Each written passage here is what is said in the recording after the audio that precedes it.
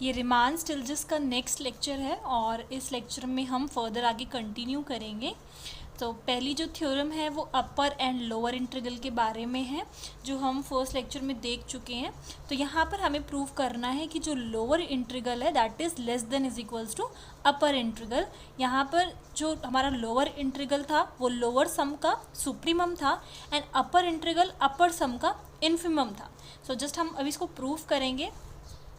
Proof करने के लिए यहाँ पर हमने सेम ही इंटरवल के दो पार्टीशन लिए हैं P1 एंड P2। तो ये दोनों पार्टीशन हो गए और यहाँ पर दोनों का जो यूनियन है, इन दोनों पार्टीशन का जो यूनियन है उसको हमने डिनोट किया है P स्टार से। अब जो ये रिजल्ट हमने लिखा है उसको हम ऑलरेडी लास्ट थ्योरम में प्रूव कर चुके हैं। यहाँ पर अगर हम लोअर सम की बात करें तो ये जो लोअर सम है वो पार्टीशन का है और ये लोअर सम रिफाइनमेंट का है। सो रिफाइनमेंट का जो लोअर सम होता है दैट इज़ ग्रेटर, और अपर सम की बात करें तो रिफाइनमेंट का अपर सम जो है वो लेस होता है पार्टीशन से, ये हम देख चुके हैं। और lower sum is always less than upper sum. तो ये रिज़ल्ट हमारे पास हमें मिल गया। अब यहाँ पर हम अगर पार्टीशन P1 यहाँ से ये रिज़ल्ट ले लें और अपर सम की बात करें तो ये रिज़ल्ट होल्ड करेगा, क्योंकि लोअर सम तो हमेशा हमें छोटा ही मिलेगा अपर सम से। नाउ कीपिंग P2 फिक्स्ड, जो पार्टीशन P2 है उसको हम फिक्स रखते हैं and taking the least upper bound as partition P1 on equation number 1। Equation number 1 में हम ये जो पार्टीशन P2 वाला है इसको फिक्स रख रहे हैं और क्या कर रहे हैं, लीस्ट अपर बाउंड ले लेते हैं। तो अगर इस लोअर सम में हम इसका लीस्ट अपर बाउंड ले रहे हैं तो क्या बन गया, ये लोअर इंटीग्रल बन गया। तो ये इसमें चेंज हो गया, रेस्ट बाकी की चीज़ें एज इट इज़ है और इसको हमने इक्वेशन नंबर 2 दे दिया। अब हम क्या कर रहे हैं कि जैसे कि हमने लीस्ट अपर बाउंड लिया इक्वेशन नंबर 1 में, तो क्या ये लोअर इंटीग्रल में चेंज हो गया। नाउ अगर हम ग्रेटेस्ट लोअर बाउंड लेते हैं इस वाली इक्वेशन नंबर 2 में ओवरऑल पार्टीशन, तो ये चेंज हो जाएगा एंड ये क्या हो जाएगा, अपर इंटीग्रल बन जाएगा। और यही रिजल्ट जो है हमें प्रूफ करना था। आई होप इसमें कोई कन्फ्यूजन नहीं है, क्योंकि लीस्ट अपर बाउंड हमारा सुप्रीमम होता है एंड इन्फीमम हमारा ग्रेटेस्ट लोअर बाउंड होता है।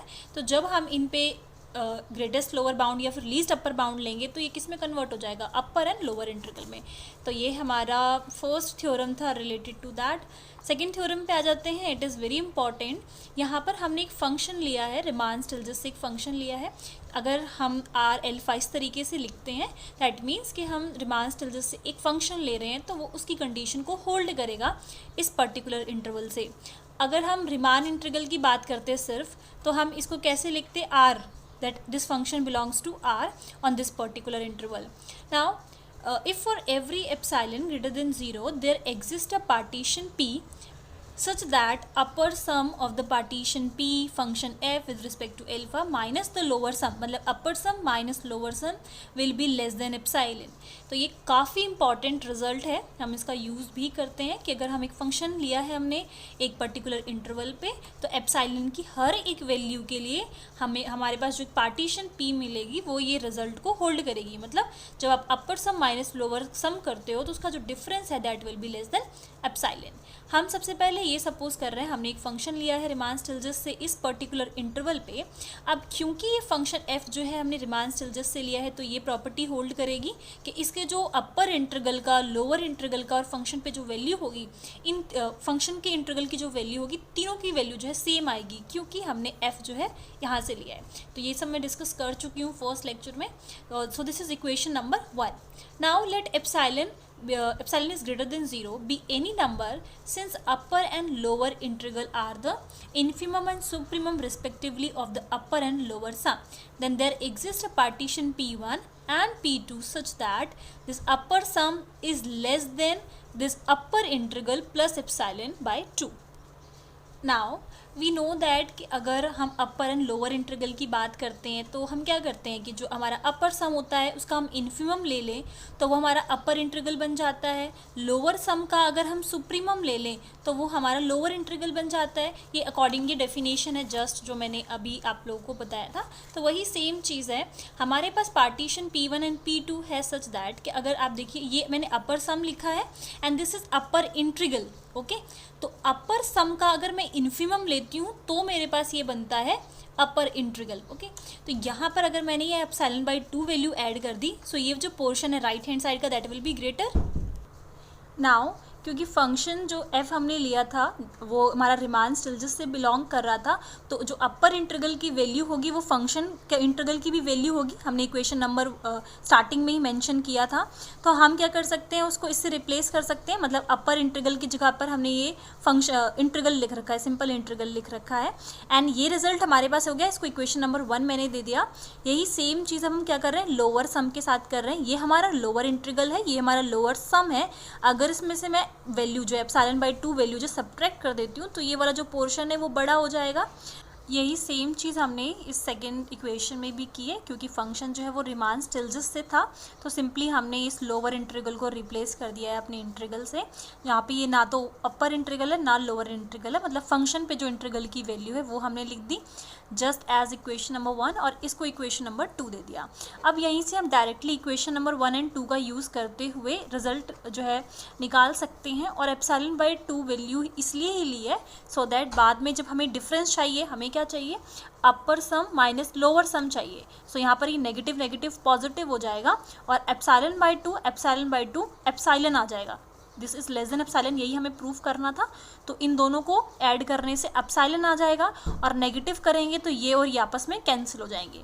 तो अगर मैं equation number 1 minus equation number 2 करूँ, so this will be upper sum minus lower sum is equals to, ये फंक्शन की वैल्यू यहाँ पर प्लस में ε/2, देन नेगेटिव ये फंक्शन की वैल्यू विच इज सेम जो हम कैंसिल कर सकते हैं, एंड नेगेटिव नेगेटिव ये हो जाएगा हमारे पास पॉजिटिव ε/2।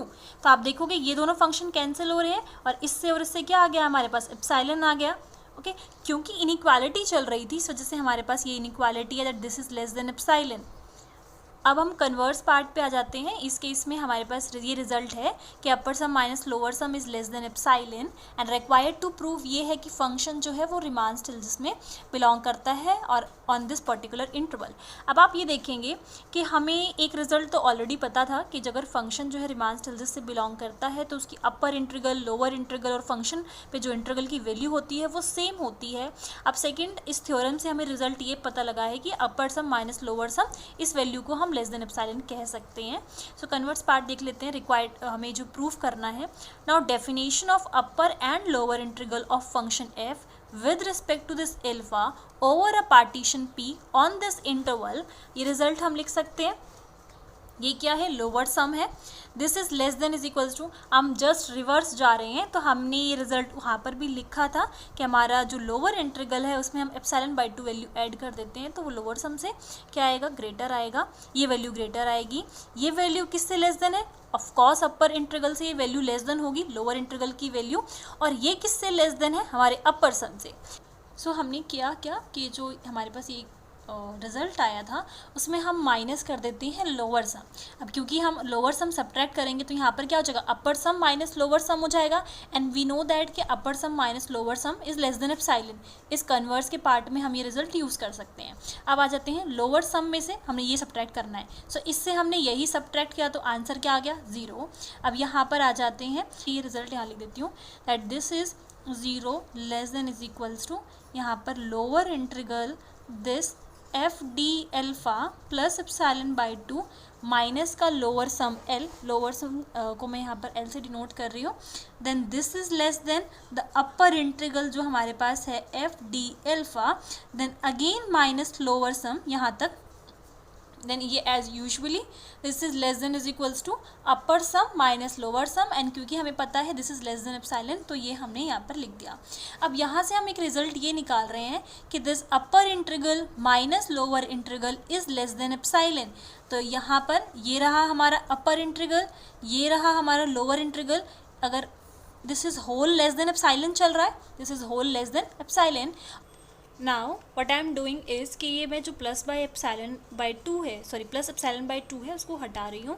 अब क्योंकि यहाँ पे मुझे क्या चाहिए, दिस अपर इंटीग्रल माइनस में लोअर इंटीग्रल वाला पोर्शन चाहिए, जो हमने माइनस लोअर सम किया इस रिजल्ट में वो तो आपस में कैंसिल हो जाएगा, and this whole value will be less than epsilon, क्योंकि यही रिजल्ट चल रहा था, हमें यही चाहिए था, क्योंकि epsilon is arbitrary and we can say that हम इसको उधर शिफ्ट करते हैं, ये पॉजिटिव में हो जाएगा, तो लोअर एंड अपर इंटीग्रल की जो वैल्यू है वो आपस में इक्वल आ जाएगी। एंड जब इक्वल आ जाती है तो हम क्या कह सकते हैं कि फंक्शन जो है वो रीमान स्टिल्स से बिलोंग कर रहा है।